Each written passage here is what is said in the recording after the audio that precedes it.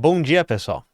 Hoje eu quero trazer um vídeo no estilo meio de reflexão contemporânea para vocês. Porque tem uns assuntos às vezes que eu fico pensando muito e eu uso o canal, né, como uma maneira de tentar colocar eles para fora e debater isso com vocês. E o assunto de hoje é para onde está indo a internet, né? Nós passamos pela 1.0, 2.0, o lugar que a gente tá agora, né, que eu não sei se é comum as pessoas chamarem isso de 3.0, mas está se transformando em alguma outra coisa e está se transformando rápido. E eu quero falar sobre isso com vocês. Nós somos o canal Tecnologia e Classe. Se vocês curtem o canal, né, se vocês querem apoiar o que a gente faz, tem maneiras de apoiar ali no comentário fixado, né? Mas sem mais enrolação, vamos para o vídeo de hoje. O título dessa mini reflexão, né, é A Internet está virando outra coisa, mas vocês podem ver que sagazmente eu botei que ela está morrendo e risquei ali, né? Porque talvez ela não esteja morrendo, ela só está se transformando. Então, assim, eu queria começar dizendo que eu tava pensando, né, na minha cabeça que entrar na internet, interagir dentro das plataformas e rede, tá me lembrando cada vez mais a ideia, né, bem idealizada na nossa cabeça do que é uma sociedade cyberpunk. Aquela que, quando eu li Neuromancer lá pela primeira vez, quando se tinha aquele negócio do cyberpunk que o pessoal fez no jogo e que tem nos filmes como Blade Runner, por exemplo, esse tipo de foto aqui. Uma cidade meio dilapidada, mas ao mesmo tempo cheia de propagandas, cheia de alta tecnologia e tal. Esse tipo de coisa. Inclusive, eu descobri que o nome do artista que faz esse tipo de artes é Sid Mead, e é bem interessante as artes deles. Pra achar arte cyberpunk legal, eu usei o truque de ir no Google e pedir imagens que eram mais velhas do que o ano 2020, por exemplo, que daí vocês não vão achar tanta arte gerada por IA. Mas continuando aqui, é meio irônico porque essa ficção, ela foi escrita na década de 80 e ela influenciou muito a visão que a gente teve da internet na década de 90, principalmente. Eu vou explicar por que eu tô pensando que a gente tá no momento cyberpunk da estética da internet. Mas nessa época, né, que a internet estava surgindo lá na década de 90, a internet comercial, a gente usava os termos navegar na internet. A gente usava a visão do cowboy desbravando um espaço desconhecido. A gente está entrando, a gente não sabe o que a gente vai encontrar, a gente precisa encontrar um caminho. A internet também vista como uma coleção, né, de tubos interconectados onde está fluindo todo o conhecimento. Esse tipo de coisa que a gente já falou em alguns momentos aqui sobre essa idealização da internet bem no início da internet comercial. Só que eu comecei a usar a internet um pouquinho depois disso, né? Eu comecei ali no início dos anos 2000, então eu tava pegando meio que o final disso que a gente considera que é a web 1.0, que é essa internet em que cada pessoa que acessava botava um sitezinho, você tinha um pequeno site da sua empresa, você tinha um site pessoal e meio que não tinha interconexões entre eles se eles não linkassem entre si, né? Então os sites eles precisavam dizer, ó, veja esse conteúdo aqui no outro lugar, vá lá no site do meu amigo, e a gente tinha mecanismos de buscas muito rudimentares que faziam índices, né? Pesquisavam esses sites, exploravam e faziam pequenos mapinhas e índices de como a gente ia encontrar a internet. Isso é pré os blogs, pré as redes sociais.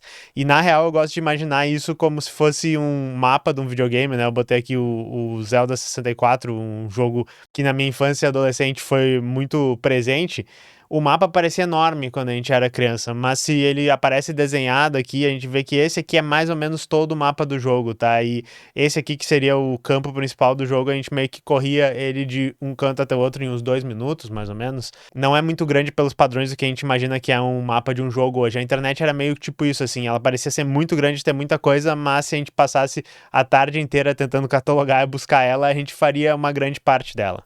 E hoje, um desses mapas de jogo antigo, para continuar, né, a analogia, ele é meio que 1% do mapa de um jogo novo, open world. Então, já que eu botei o Zelda 64, a gente pode ver esse aqui é o Zelda Breath of the Wild, que já é de 2016, né? Mas eu imagino que o mapa daquele primeiro jogo ele caberia aqui, mais ou menos, que é a cidade principal do jogo e o castelo do antagonista. Eu acho que tudo isso aqui daria o tamanho daquele mapa. Então ele é muito pequeno comparado. E isso aqui é o que foi acontecendo com a internet. Ela foi, né, aumentando cada vez mais. E a gente pode pensar que a internet 2.0 é como se fosse ali aquele mapa open world. Mas mesmo assim, tá? Aquele mapa, ele é transponível. O mapa do Zelda Breath of the Wild, ele foi construído por humanos, ele não foi todo gerado automaticamente.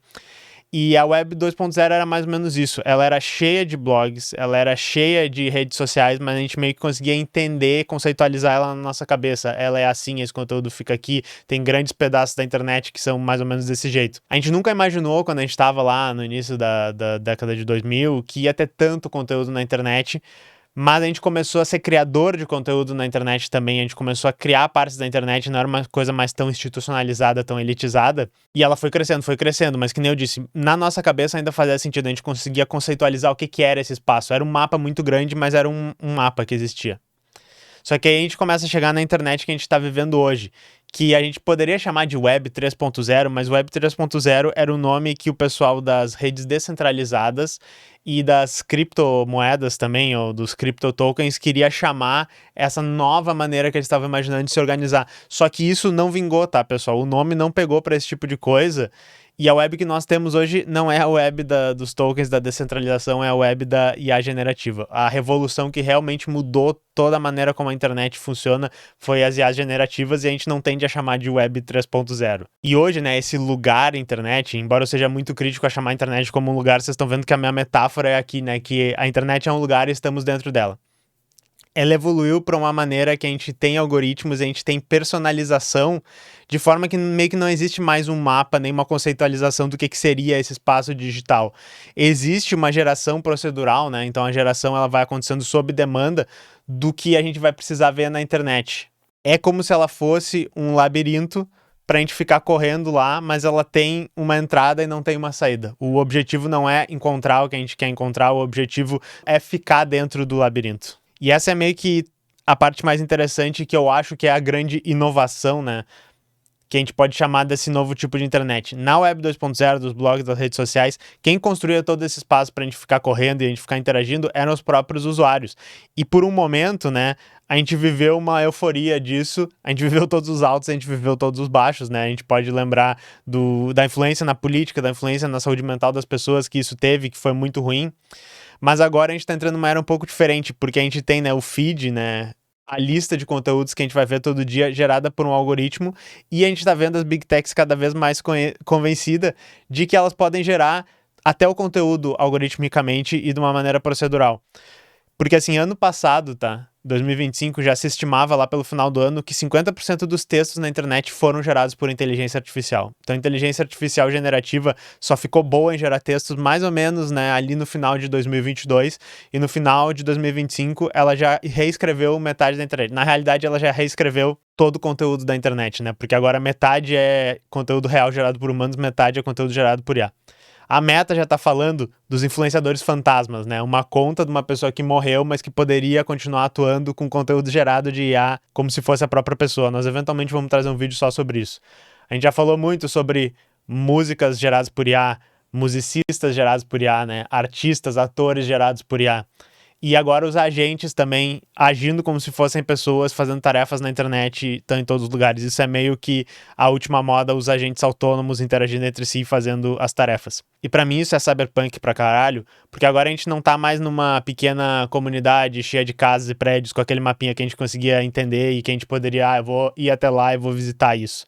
A gente tá preso dentro desses labirintos, que não é um labirinto construído pelos usuários, é um labirinto da mega corporação, que quer que a gente fique preso lá dentro, e a gente está desviando de robôs, tentando realizar o nosso trabalho, porque a gente trabalha dentro disso aí, mesmo quem não trabalha com tecnologia está cada vez mais inserido por causa das plataformas, por causa de diversas dinâmicas que a internet influencia na nossa vida, e também, né, viver nossas vidas pessoais, encontrar nossos amigos, falar com a nossa própria família, enquanto a gente está sendo super estimulado por propagandas, por exemplo. Eu gosto muito desse vídeo aqui, que eu não vou tocar, porque a última vez que eu toquei no canal, eu já fiz como se fosse um react dele, toquei ele inteiro no canal há uns anos atrás, e eu levei copyright, o vídeo caiu, tá? Mas esse vídeo se chama Hiperrealidade, do Keiichi Matsuda. Eu adoro tudo que esse cara faz, tá? E, inclusive ele tá precisando fazer algo atualizado, porque isso aqui é mais sobre a Web 2.0.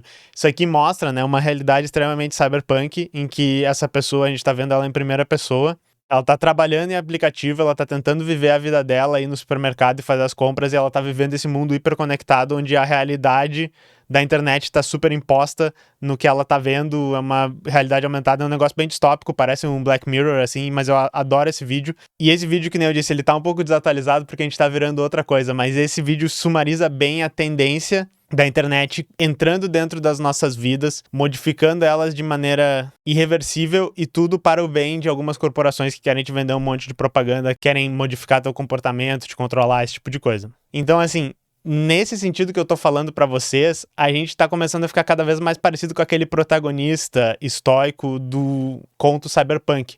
É um hacker que ele é audacioso, ele sabe se mover por essa realidade hostil, mas ele tá ferrado da cabeça também, tem vários problemas, e parece que todos nós somos essa pessoa. Porque tem uma coisa muito legal nos contos Cyberpunk, nessa estética, que é a dialética que eles chamam, que é o high-tech, low-life, que tem, digamos assim, várias interpretações, porque, claro, high-tech é alta tecnologia, e daí baixa vida, a gente pode dizer assim, a tecnologia é muito avançada, mas os espaços onde as pessoas vivem no Cyberpunk são espaços geralmente muito dilapidados, são espaços onde a arquitetura é velha, tudo é muito sujo, tem muito crime. A gente pode ver assim, mas também tem o low-life, que seria essa interpretação de que quando tem muita tecnologia, a gente tem pouco da nossa vida, né? E low-life também significa, sei lá, vagabundo, criminoso, alguma coisa assim. Então tem várias chaves de interpretação aí.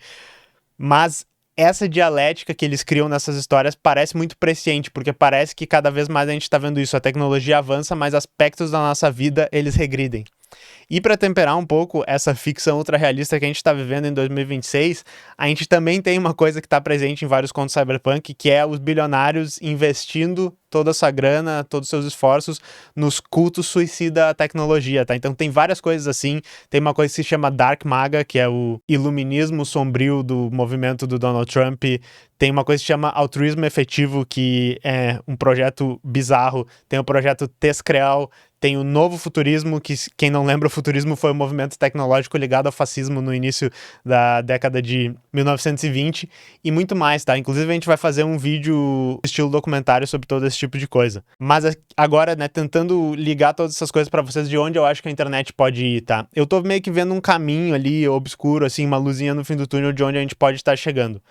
Porque eu comecei a pensar isso quando eu tava organizando coisas da minha vida no Home Lab na minha casa, né? Meu Home Lab é um laptopzinho, Raspberry Pi, algumas coisas que eu tava usando pra botar a minha coleção de músicas que eu tenho, minhas fotos pessoais, arquivos, todo esse tipo de coisa. E o que eu comecei a achar mais fascinante é que eu comecei a ver sentido de novo em atividades que eu tava fazendo totalmente no automático. Então, por exemplo, escutar uma música no meu servidor de Alephin, que eu tô organizando a coleção de músicas e tal, tô botando as minhas tags, coisa que eu fazia, né, há 15 anos atrás, exatamente assim. Fazer isso sem um algoritmo de recomendação, sem playlist, sem uma rede social com comentário em cima disso o tempo inteiro, só abrir a tua coleção e pensar assim, tá, o que eu tenho aqui pra ouvir, o que eu tenho disponível, e eu descobri, nossa, eu tenho muita coisa, e agora isso faz mais sentido, eu tô gostando mais de ouvir música. Se eu quero escutar uma coisa diferente, se eu quero uma recomendação diferente, daí eu entro, né, na internet, eu vou desbravar aquele espaço e eu acho. E tá sendo legal, eu tô começando a dizer, tá, eu gosto mais dessa atividade desse jeito. E já que tem algumas metáforas de jogos que eu tô colocando aqui, né, eu fico me perguntando por que a internet convergiu para esse espaço onde as coisas elas são sem sentido. A gente faz vários rituais e várias coisas e parece que elas não são tão legais quanto elas eram, pelo menos, né, lá no início. Vocês podem até dizer que é uma espécie de nostalgia e tal. Eu lembro da minha experiência dissonante quando eu jogava aqueles RPGs online, né, os MMORPGs, que é uma coisa que eu não faço mais hoje.